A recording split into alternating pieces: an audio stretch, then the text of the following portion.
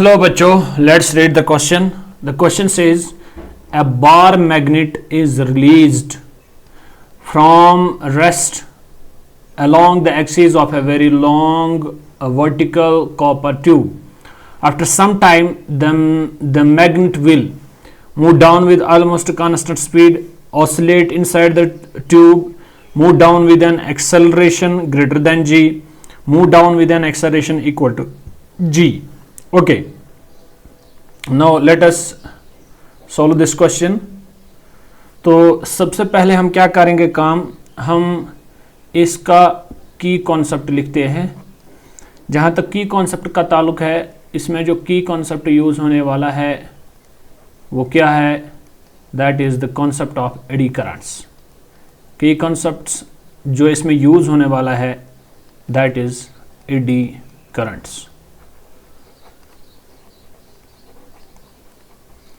ये eddy currents क्या होता है, जब भी आपके पास कोई एरिया होगा, उस एरिया के थ्रू आपके पास क्या होगा, मैग्नेटिक फील्ड लाइंस पास हो रही है. उस एरिया के थ्रू आपके पास मैग्नेटिक फील्ड लाइंस पास हो रही है. तो होगा क्या, फाइनली जो आपका ये एरिया है, इस एरिया के अंदर कुछ छोटी छोटी करंट्स डेवलप होगी in the form of small circulars. These currents are what we call as the eddy currents. These currents are what we call as the eddy currents. तो ये किसकी प्रॉपर्टी होती है, ये एडी करंट्स की? ये तभी जनरेट होती है जब आपके पास कोई मेटेलिक वायर, मेटेलिक ट्यूब होगा ऐसा, जिसके पास एक एरिया होगा और उस एरिया के थ्रू आपके पास एक मैग्नेटिक फील्ड लाइंस पास हो रही है. तो that gives rise to the generation of eddy currents. Now what is the main reason behind it. तो इस क्वेश्चन में क्या होने वाला है, अभी इस पे बात करेंगे.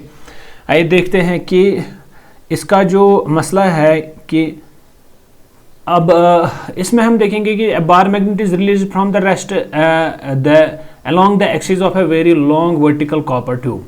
ओके, आपके पास एक वेरी लॉन्ग कॉपर ट्यूब है.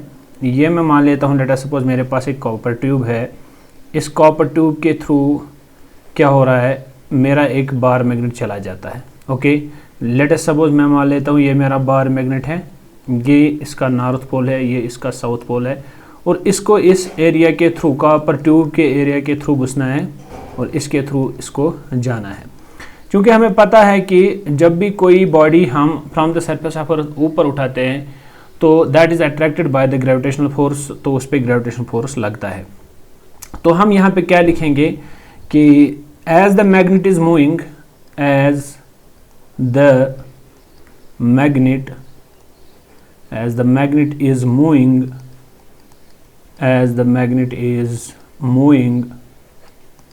under gravity के इन्फ्लुएंस में ये मैग्नेट हमारा क्या कर रहा है, मूव कर रहा है, अंडर द ग्रेविटी मूव कर रहा है.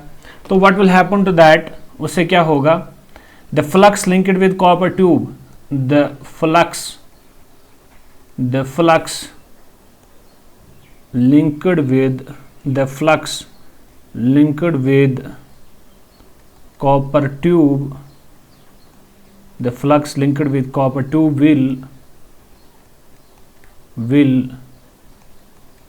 will change because of motion of the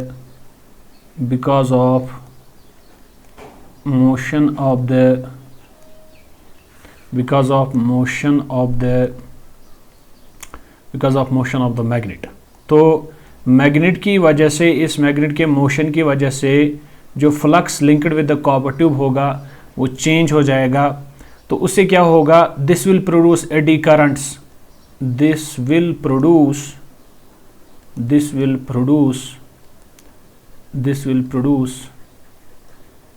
eddy currents. उससे एडी करंट्स प्रोड्यूस हो जाएंगी.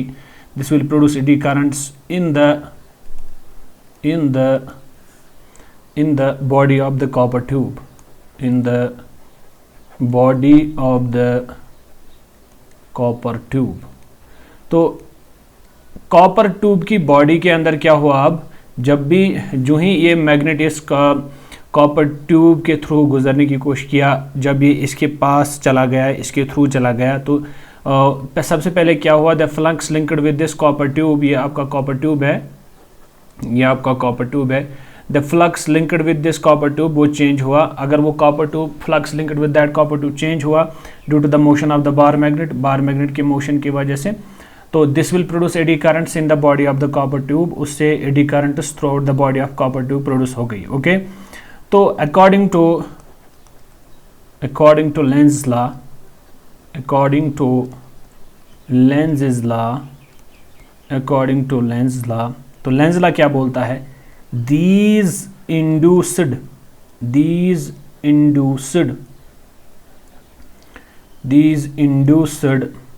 current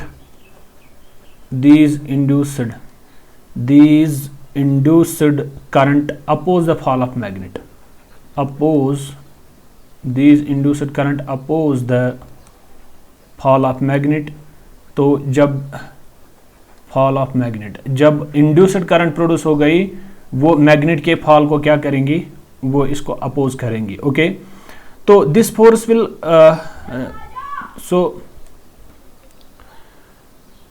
according to Lenz's law, these induced currents oppose the fall of the magnet, so the magnet will experience a retarding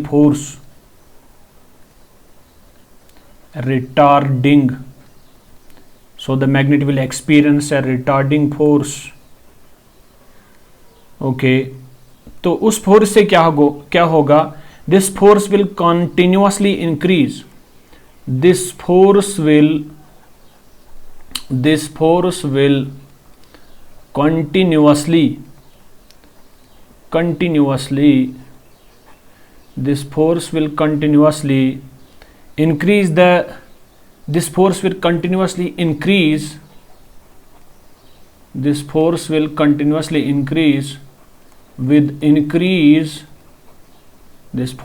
continuously increase with increasing velocity of the magnet, with increase in the velocity of magnet,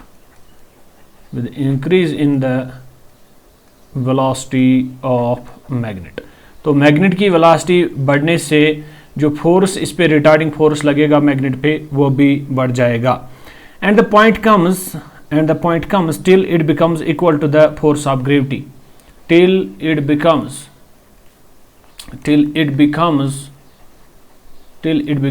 equal to the force of gravity, till it becomes equal to the force of gravity. After this, what happened? After this, the net force on the magnet, is zero. The net force on the magnet is zero. The net force on the magnet is zero. Hence the magnet will attain. Hence the magnet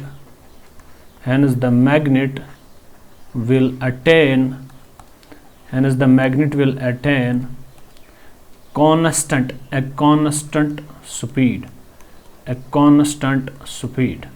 So this is the process, this is the procedure, this is the explanation behind this question. So what the question says, again we will solve it. हमारे पास एक bar magnet था जो इस copper tube के through से गुजर रहा था। हमसे 4 ऑप्शंस पूछी गई थी, क्योंकि हमने बोला कि जब भी मैग्नेट मूव करेगा अंडर द ग्रेविटी, इसके साथ flux linked with the copper tube that will change, वो चेंज हो जाएगा। एक बार वो चेंज हो गया तो उससे क्या होगा, because of the motion of the magnet, this will produce eddy currents in the body of the copper tube, throughout the body of the copper tube क्या प्रोड्यूस हो जाएगी, eddy currents. According to Lenz's law, these induced current opposes the fall of the magnet, जो eddy currents थे वो oppose करेंगी किसको, fall of the magnet को, and so the magnet will experience A retarding force, magnet एक retarding force experience करेगा। तो this force will continuously increase, ये फोर्स तब तक बढ़ता रहेगा जब तक with increase in the velocity of the magnet, जब तक मैग्नेट की वेलोसिटी बढ़ती रहेगी, till it becomes equal to the force of gravity. एक बार ये फोर्स ऑफ ग्रेविटी के बराबर बन गया, after this the net force on the magnet will become zero, Hence the magnet will attain a constant speed. तो चार option में हम देखेंगे सबसे पहले move down with almost constant speed. I think this answer is correct. Oscillates inside the tube, नहीं ये गलत है, ऑसिलेट नहीं करेगा. Move down with an acceleration greater than acceleration due to gravity, no, इससे इस एक्सेलरेशन से ये मूव डाउन नहीं करेगा. Move down with an acceleration equal to acceleration due to gravity, नहीं, इसके बराबर भी ये मूव नहीं करेगा. तो only option for this is it will move down with almost constant speed, ये कांस्टेंट स्पीड से मूव डाउन करेगा. Hope you got the answer of this question. Thank you.